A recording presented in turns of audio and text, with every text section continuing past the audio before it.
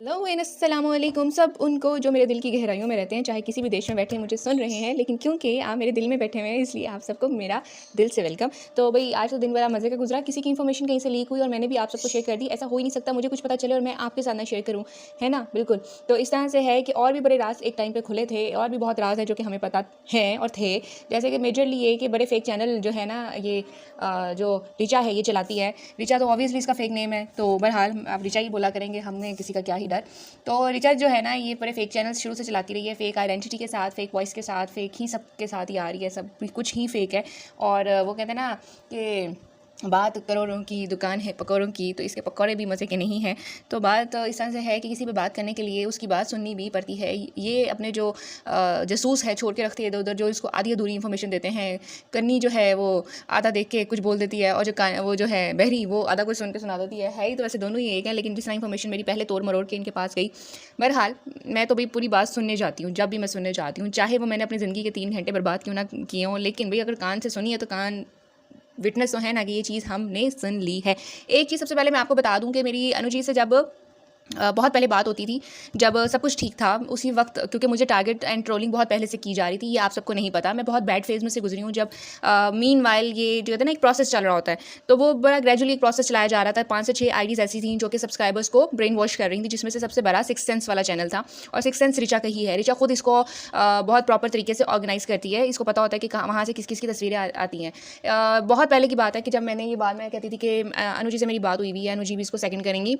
Chat में हमारी बात हुई थी, आई थिंक इंस्टा पे हुई थी। तो मैंने अनुजी को बोला था कि सिक्स सेंस रिचा का है, बल्कि ये फ़िलहाल भी चैनल रिचा के हैं, और अनुजी ने उसको माना था। बहरहाल एक कहते हैं ना रिस्पेक्ट में शायद अनुजी भी खामोश ही रही उस टाइम पे, आप लोगों को नहीं बताया, क्योंकि वही बात है कि हम लोग ना लिहाज में मारे गए।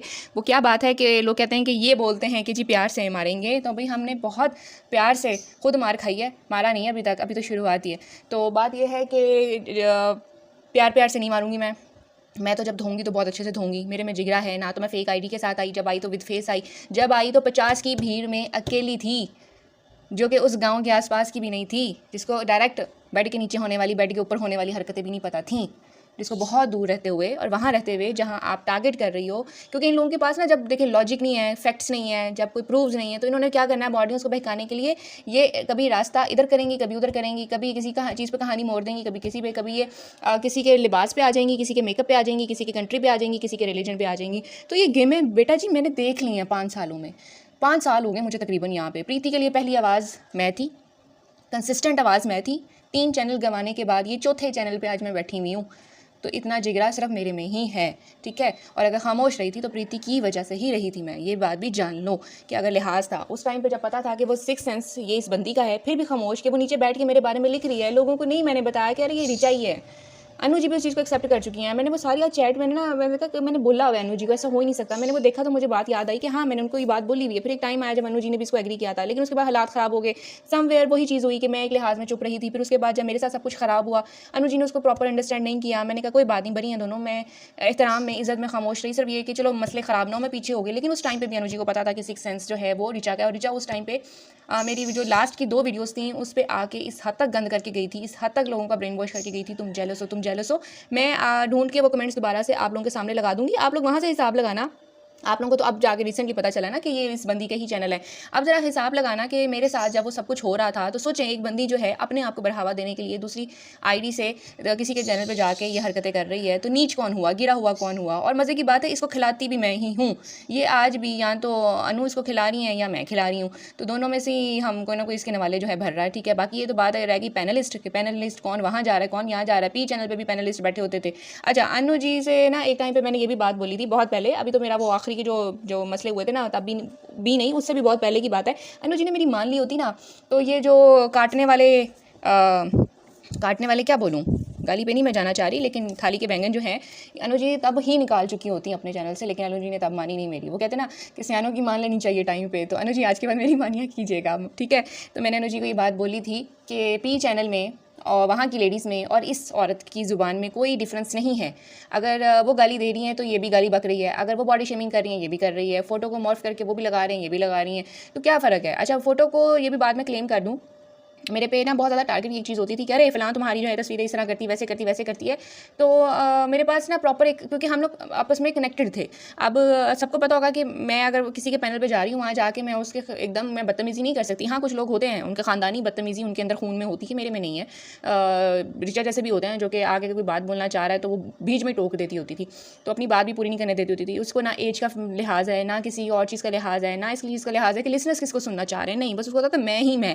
तो उसने बड़े यहाँ से लोग जो हैं अच्छे बोलने वाले गुड स्पीकर्स जो कि तहज़ीब के साथ तमीज़ के साथ बोलना जानते थे, उनको उसने यहाँ से भगाया हुआ है। आई स्टिल रिमेंबर मैंने ये बोल ली थी बात कि पी चैनल की लेडीज़ एंड इस औरत में कोई फ़र्क नहीं है।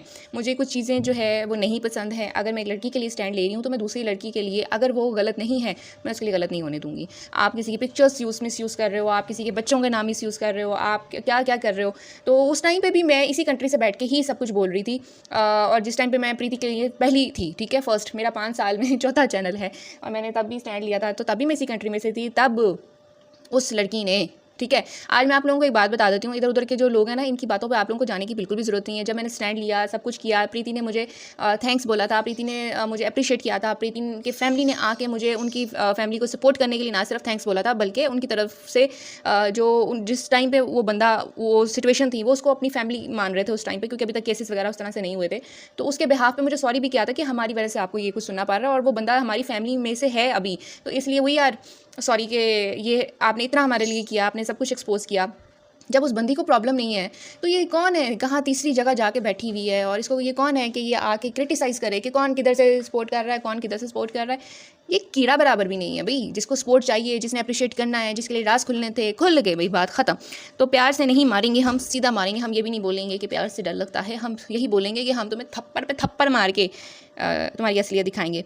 आगे जी कहते हैं कि जी हम उसको कुछ नहीं बोलते। अनु जी के लिए मैं सुन रही थी कि जी हम भल्ला को कुछ नहीं बोलते, वो देखिए हमारी लाइफ हमारे बारे में बोलती रहती है, पता नहीं क्या क्या मैं सुन रही थी उससे। तो भाई आप लोग क्यों नहीं बोलते? मैंने गालियाँ तक तो इन लोगों के मुंह से सुनी। खुद इनकी कल की लाइफ जाके अगर आप लोग सुने और जाएँ, ज़रूर सुने। मैं कहती हूँ कि जब भी आपने कहीं पर कोई बात करनी है ना, आप पहले उसको सुने अपने कानों से, ताकि आपको कोई थर्ड पार्टी आके कोई गलत इन्फॉर्मेशन ना दे के जाए, मिसगाइड ना करके जाए। तो जी मैंने गालियाँ तक सुनी है, मैंने उनके ऊपर कहके तक सुने, और फिर अगर कोई और बंदा आपको रिप्लाई दे रहा है तो फिर चुप रहा है कि अरे वो क्यों बोल रही है, ये तो अधिकार हमारा है। तो ये अधिकार सबके पास है जी, फ्रीडम ऑफ स्पीच सबके पास है।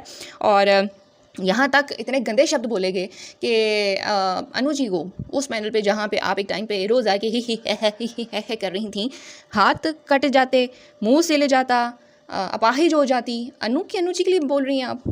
तो मैं ये नहीं बोलूँगी शर्म आनी चाहिए, क्योंकि शर्म वाले दिन की पैदाइश ही नहीं है आप तो बल्कि शर्म वाले ख़ानदान की भी पैदाइश नहीं है। तो इसलिए शर्म आनी चाहिए सिर्फ उनको जो कि वहाँ पे पैनलिस्ट थे, कि आप किसी के लिए इस तरह के वर्ड सुन के वहाँ बैठे हुए और फिर आप कहते हैं कि हमारे पैनल से इस तरह की बातें नहीं जाती हैं। कल की लाइव में ये बातें मौजूद थी, और अगर यहाँ से आपको रिप्लाई मिलता है फिर ये शिकवा ना करें कि इधर से हो रहा है कि उधर से हो रहा है। ठीक है, ये इनकी लैंग्वेज है, ये इनका सारा कुछ है। प्लस ये कि हमेशा से मैं बोलती हूँ कि लॉजिक पे बात बोलें, फैक्ट पे बात बोलें। अगर प्रीति की नॉस्ट्रल्स, प्रीति के डार्क सर्कल्स, उसका स्किन टोन, इस चीज़ पर मैंने आवाज़ उठाई, जिन लोगों ने मेरे पहले चैनल पे नहीं थे, मैं आपको बता दूं, मेरे दो अदर चैनल जो है वो बंकू जी ने उड़ाए हैं, क्योंकि उस पर उनके सबूत पड़े हुए थे। और उसके बाद वाला एक चैनल मेरी अपनी गलती की वजह से ख़राब हुआ है, और ये फोर्थ मेरा चैनल है। तो आपको यहाँ से पहचान होनी चाहिए मैं कब से हूँ और मैं कितना अपने आप को सोच समझ के सामने लेके आती हूँ कि राइट के लिए आवाज़ उठानी है। तो राइट मीन के जो सारे ह्यूमन बींग्स के लिए हैं, सिर्फ एक प्रीति ह्यूमन बींग में नहीं आती। तो मैंने हमेशा से बोला बॉडी शेमिंग को मैं कभी भी सेकंड नहीं करूँगी। एक बंदी जो कि पता नहीं कि देश खेल रही है, एक जगह से उस देश में से है भी नहीं, वहाँ से उठ के कहीं और गई हुई है, और जहाँ गई हुई है वहाँ जाके भी उसने अपने आप को एजुकेट नहीं किया। वहाँ के तो लॉज एंड बड़ा कुछ होता है जो कि इंसान अपने आप को बदल लेता है, पॉजिटिव हो जाता है। लेकिन नहीं, ये स्टिल एक बंदे को अगर आप फैक्ट्स पे नहीं पकड़ सकते हो, आप उसको बॉडी शेम कर रहे हो, और उससे क्या हो रहा है? मैंने अपनी पिछली वीडियो में बोला था कि ये जो है ना, ये बंदी, ये बंकू सपोर्टर है, और ये इनडायरेक्ट वे में जो है बंकू के जो सपोर्टर्स हैं उनको ज़्यादा करेगी, क्योंकि ये ऐसे पॉइंट्स छोड़ेगी। और उन पॉइंट्स में सबसे बड़ा पॉइंट ये है कि कभी ये हाइट पे जा रही है, स्किन टोन पे जा रही है, बालों पे जा रही है। बैकग्राउंड में अगर आपको आवाज़ आ रही है तो उसको इग्नोर कीजिएगा, क्योंकि हम भी ह्यूमन बींग्स हैं, और हम भी जहाँ रहते हैं वहाँ पे इंसान रहते हैं। ये ऋचा की तरह तो है नहीं कि जहाँ रहेगी अकेली ही रहेगी, सिर्फ आसपास जो है सन्नाटा ही होगा, क्योंकि इसको बर्दाश्त करने वाले नहीं है। तो बात इस तरह से है, ये बॉडी शेमिंग कर रही है, हाइट शेमिंग कर रही है, पता नहीं बालों की शेमिंग क्या क्या पता नहीं कर रही है। तो इस इनडायरेक्टली अपनी जहालत ही दिखा रही है। एवं नहीं इसको नाम मिला, इसको नाम इसकी हरकतों की वजह से ही मिला है ना। तो बॉडी शेमिंग तो कोई भी पढ़ा लिखा एजुकेट पर्सन नहीं करेगा। इसके चैनल पे बैठी हुई सब पैनलिस्ट, अरे गिट्ठा, अरे ये, अरे वो। तो आप में और दूसरे चैनल में क्या फ़र्क रहेगा जिसके खिलाफ मैंने आवाज़ उठाई थी कि अरे इंसान बनो, इंसान के बच्चे बनो। बॉडी शेमिंग रह गई बहुत दूर। तो ये वहाँ पे ना सपोर्टर्स इंक्रीज कर रही है बंकू के लिए। अब बंकू को क्या है, सिंपैथी मिलेगी, हाय बेचारे को। तो देखो उसने कहा भगवान ने मुझे इतनी ही हाइट दी है, मैं क्या कर सकता हूँ। बंकू सपोर्टर, आज मैं फिर दोबारा से बोल रही हूँ। और उसको कहा जाता है कि जी वो प्रीति की वजह से, अच्छा फैक्ट पे आते हैं ना ज़रा, सारी बातें अब इसी पे तो नहीं ना होनी, फैक्ट पे भी आते हैं थोड़ा थोड़ा सा। तो सारी बातें इस तरह से है कि प्रीति की वजह से जी वो बंकू कमा रहा है, और इसी बात से मेजर पॉइंट ये है कि ये जो ऋचा है ये भी मेरी वजह से कमा रही है, क्योंकि जिसके चैनल पे आती है वो यहाँ से जा चुके हैं, उनकी मैं आज भी रिस्पेक्ट करती हूँ। लेकिन इस चैनल को प्रमोट मैंने किया था क्योंकि आई वॉज द फर्स्ट जो कि प्रीति के टॉपिक पर आई थी, और उसके बाद जब मैंने कॉल ऑडियो रिलीज़ की थी तो एक बैकलैश हुआ था बंकू सपोर्टर्स की तरफ से और बंकू की तरफ से। तो बेसिकली बंकू के जो शब्द थे उनको अपोज करने के लिए, उनको जवाब देने के लिए इस चैनल पे जो बैठा था, मैंने उसकी वजह से ये चैनल प्रमोट किया था, जिस पे बैठ के आज ये मेरे नाम का दिया हुआ खा रही है। कोई मसला नहीं, खाती जाए, कोई मसला नहीं है। अच्छा, बाकी है कि किसी को आप उनके नेम्स ख़राब कर रहे हो, कभी किसी को कुछ सब्ज़ी शलवार पता नहीं क्या। मैंने तो वैसे इंडिया में भी बहुत सारे ऐसे देखे हैं जो कि पठानी सूट और शलवार, मैंने उसको आपके एक्टर्स जो हैं उनको पहने हुए देखा है। वरुण धवन को भी मैंने पता नहीं किसके सटायर में देखा है, मुझे नहीं समझ आती ये बेसिकली चाहती क्या है। ये एक छोटी सी चीज़ पकड़ती है और कहीं भी रिलेट कर देती है मौके की मुनासिबत से, जब इसका दिल कर रहा है कि उस चीज़ को हमने टारगेट करना है, नॉट बिकॉज कि कोई चीज़ वाकई समथिंग कोई है ना रिलेट कर रही कहीं से, नहीं, एक चीज़ पकड़ी और क्योंकि उसको गंदा करना है किसी वजह से, अपने दिमाग में सुई फंसी हुई है, इसलिए हम उसको कहीं भी। तो मैंने इसके पॉइंट पे इतना मैं हंसी हूँ ना, ये किस तरह से निकनेम्स बना रही है, किस किस पॉइंट पे टारगेट कर रही है। Anyways, there is no difference between Banku supporters and this Richa lady. Body shaming हो जाए, अब्यूजिंग हो जाए, लॉजिकलेस बातें हो जाएँ, प्रूफ्स के बगैर बातें हो जाएँ, दोनों मिलके एक ही काम कर रही हैं और एक ही बंदे को सपोर्ट कर रही हैं। अब बात आ जाती है इस तरफ, तो जो बंदा जो है ना बदुआएं दे रहा है कि जी कोई इस तरह बोलता है, कोई इस तरह बोलता है किसी के बच्चे को, किसी के ये वो, मुझे सुन के हैरत हुई कि भाई ये कैसे बोल रहा था अपनी वीडियो में कि आप किसी के बच्चे के पीछे थे। वो आपकी बहन के बच्चे के पीछे नहीं थी, आपकी बहन के बच्चे के अबाउट प्रीति ने ऐसा कुछ नहीं कहा था, वो तो आपके गांव से बातें उठ रही थी, जिसके बारे में आपने मुझसे भी जिक्र किया था कि ये बोला जा रहा है, उसके लिए प्रीति स्टैंड ले।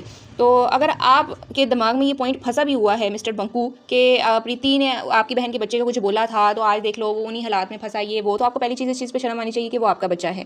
दूसरी चीज़ पर आपको शर्म आनी चाहिए कि आप टारगेट किसको कर रहे हो, यानी कि आज आप अपने बच्चे को भी टारगेट कर रहे हो कि तुमने किसी के लिए अगर इस तरह किया तो तुम्हारा बच्चा भी आज फंसा हुआ है इसी में। शर्म से डूब मरना चाहिए। पता नहीं किस तरीके से इसका कारमा इस पे वापस आएगा। वो कहते हैं ना रस्सी दराज होती है लेकिन बदला ज़रूर लिया जाता है। इंतकाम जो है ना कायनात यानी कुदरत डेस्टिनी जो है वो लेती ही लेती है। और बाकी बात रह गई कि एक तरफ मुंह काले करा के घर बसाए हुए हैं, अपने आप को डिसेंट कहे जा रहे हैं कि हमने ये नहीं हमने वो नहीं, एक्स्ट्रा मैरिटल अफेयर्स चल रहे हैं, सब कुछ है। एक तरफ एक लड़की खामोशी से अपनी इज्जत संभाले, अपने हालात को संभालती हुई, अपने बच्चे को संभालती हुई अपने घर बैठी हुई है, तो उसको मायके में बैठने का ताना दिया जा रहा है। जबकि आपकी बहन ससुराल के होते हुए और क्लेम जो किया जाता था कि ससुराल में तो वो पॉजिटिव है जी, सारे रिस्पेक्ट करते हैं, उसके बावजूद यहाँ बैठी रहती थी, जो कि हम खुद देखते थे। तो ये सारा जी मामला है। शर्म नहीं आती और ना इसके सपोर्टर्स को ना इसको। मज़े की बात यह है कि साल पहले जब तकरीबन मैंने इस पर वीडियोस बनाना छोड़ी थी, तब भी इसके सेम ही सपोर्टर्स थे, 96 पॉइंट समथिंग के थे, जो कि मैंने उस टाइम पे बोला था कि अरे भाई ख़रीदे हुए हैं तुमने, और जो ख़रीदे होते हैं ना उनके व्यूज़ नहीं आते हैं। क्योंकि मैंने अपने यूट्यूब जर्नी में यूट्यूब के बारे में बहुत ज़्यादा रिसर्च की है, समझा सोचा पढ़ा जाना, ना सिर्फ सामने आगे बात बोलनी, बल्कि मैंने यूट्यूब के एल्गोरिदम, उसके फैक्ट्स, उसकी क्या है सारा वो भी, क्योंकि आगे आपने बहुत सारे और काम ज़िंदगी में करने होते हैं, नॉलेज गेन करना होता है। तो तभी कह दिया था कि तुम्हारे तो ख़रीदे हुए हैं, अब बाकी क्या रह गए, 4,000 सब्सक्राइबर तुम्हें चाहिए या 5,000 चाहिए, वो भी ख़रीद लो तो खुश हो जाना कि भाई मेरा तो पूरा हो गया है। वेट किस चीज़ का है, यहाँ से तुम्हें नहीं मिलने वाले, यहाँ से जितने तुम्हें तमाशा तुम्हारा देखने वाले ना सिर्फ वो तुम्हारे साथ बैठे हुए हैं। हाँ मजबूरन मुझे भी दोबारा तुम्हें सब्सक्राइब करना पड़ा, क्योंकि मुझे तुम्हारी वीडियोज़ देखनी है। आप दोबारा से देखेंगे, आँखों से और कानों से सुनेंगे तो ही तबसरा देंगे, वरना इधर उधर हमने जसूस नहीं छोड़े हुए। विटनेस बन के किसी चीज़ का कि आंखों से देख लिया, कानों से सुन लिया तो ही बात करेंगे। आज के लिए मेरे ख्याल से इतना काफ़ी है कि नहीं, काफ़ी है कि नहीं, कमेंट सेक्शन में बताइएगा कि और चाहिए। फिर मुलाकात होगी, तब तक के लिए अल्लाह हाफ़िज़, बाय।